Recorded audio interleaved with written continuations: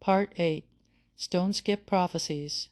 The Cartography of Minor Miracles and Self-Affirmation. Chapter 1. The Arc of Fleeting Joy and Childhood Physics.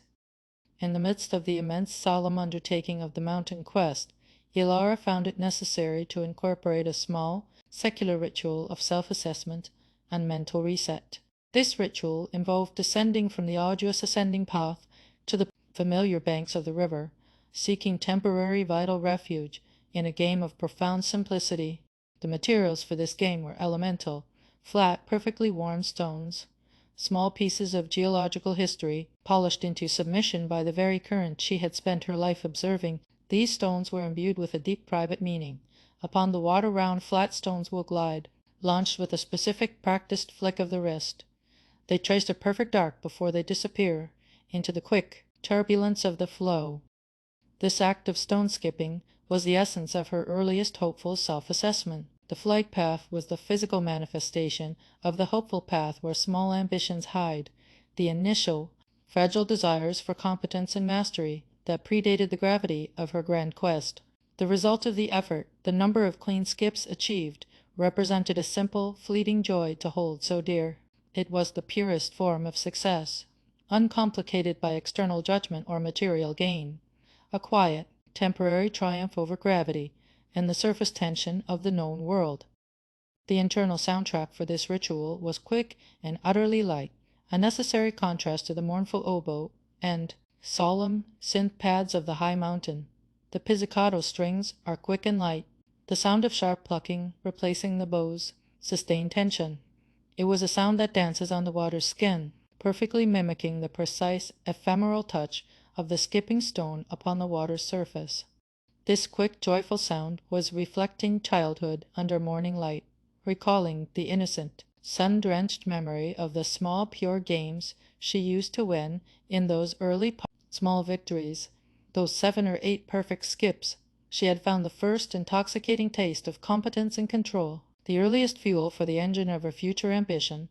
The game served as a necessary, visceral recall of her intrinsic capability, a physical reminder that she possessed the necessary touch, precision, and spatial awareness required for the challenges ahead. Chapter 2. The Calculation of Fortune and the Numeracy of Fate.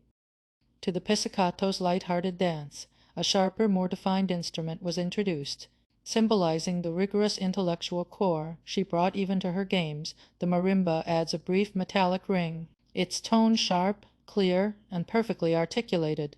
This instrument was the sound of objective physics, representing a perfect calculation, sharp and true. The marimba understood that the skip was not a magic trick, but a precise mathematical result based on angle, velocity, spin, and the density of the air and water. This was the exact moment where childhood hope met nascent scientific inquiry, merging the two into a personal mythology. The stone's trajectory was seen as the flight of fortune that the water brings, a blend of chance and physics that nonetheless felt like a message from fate. It was a tangible, beautiful sign, a happy promise, waiting just for you. Even though her adult mind fully grasped the forces at play, the aerodynamic lift created by the angle of attack, the childhood belief in the stone's prophetic message persisted, lending the ritual a compelling, almost sacred quality. Her study of the skips was meticulous, almost obsessive. She'd count the skips and map the hidden course, tracing the trajectory mentally, observing not just the final count, but the precise pattern of the expanding ripples. She was believing numbers told the final fate, convinced that the quantification of this small, repeatable act held a microcosm of the key to her immense unquantifiable future. She theorized that tiny ripples held the greater force, that the microscopic effects revealed the macroscopic truth. The signs that waited by the river gate, the physical and symbolic boundary of her quest, was the site of these final, small, but potent oracular pronouncements. Chapter 3.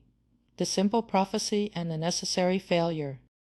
The ritual was always governed by a specific, self-imposed covenant, a compact with fortune that gave the game high personal stakes.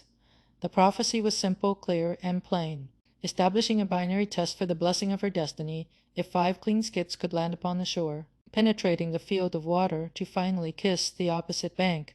Then all her efforts would not be in vain, and the mountain quest was sanctioned. The successful completion of this small arbitrary task was meant to be the final, divine confirmation that she would conquer what she searched for, the summit and the ultimate sovereign truth of herself. The tension during the throw was immense, expertly fueled by the quick tempo music. The sound is playful, yet completely tense. The quick, light pizzicato notes, and the marimba's sharp percussion created an atmosphere of delicate, almost unbearable expectation. The entire ritual built toward a single decisive moment, the tiny splash that signals hope's demise, the unexpected, premature plunge of the stone after only 3 or 4 skips, a shattering failure of the test. This fleeting lapse was a fleeting loss that makes no common sense in the grand scheme of her life, yet its sting was real, a sharp reminder of the randomness that ultimately undercuts even the most careful plans. This profound contradiction, the seriousness of the quest, hinged on the absurdity of the throw, was reflected deeply in her curious eyes. Her eyes, the quiet, analytical observers of the mountain, were now fixed on the profound illogic of staking her massive ambition on a small round stone. She allowed herself the quick sharp flash of disappointment, the necessary emotional recognition of the failure, before instantly dismissing its actual prognostic importance. The game was a controlled environment for managing failure. Chapter 4. The Waking Dream and the Gained Momentum. The failure of the stone prophecy paradoxically never deterred her. In fact, it served a more profound, final purpose than a successful skip ever could. She knows the future cannot be contained, the simple, analytical adult truth finally asserting itself over the persistent childhood superstition. Destiny was not written in simple games or arcs across the stream, but was being written, moment to moment, in the rigorous, self-imposed effort of her current climb.